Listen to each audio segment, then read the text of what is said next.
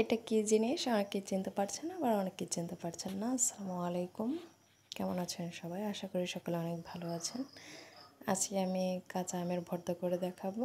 এটা অনেকে আম মাখাও বলে থাকেন। এটা রৌদ্রের দুপুরে খেতে কী যে মজা, সেটা বলার আর ভাষায় রাখে না। আমি কাঁচা আমগুলোকে খুব ভালোভাবে ছিলে নিচ্ছিলাম। মাঝখান থেকে কাটার চেষ্টা করলাম, কিন্তু এটাতে আটি হয়ে গেছে, তাই আমি সাইড থেকে কেটে নিচ্ছি। আমি একটু ডুমো ডুমো রাখছি, কারণ আমি এটাকে শিলপাটায় ছেঁচে তারপরে ভর্তা করব।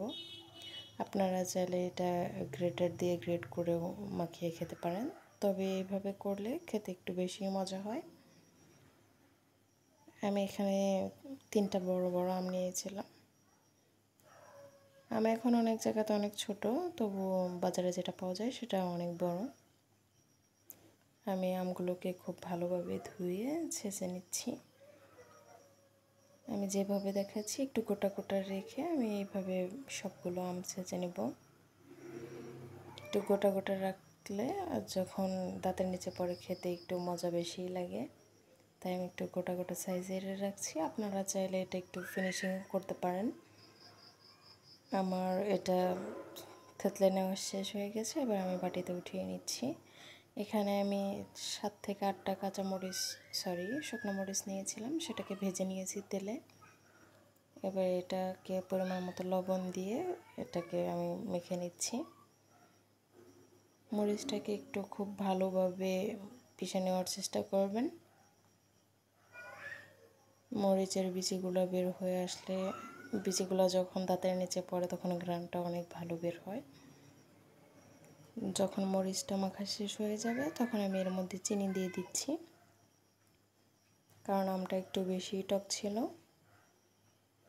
আমি এখানে 1 মুঠ পরিমাণ চিনি দিয়েছি। এবারে 3টা উপকরণকে খুব ভালোভাবে কষলে নেব।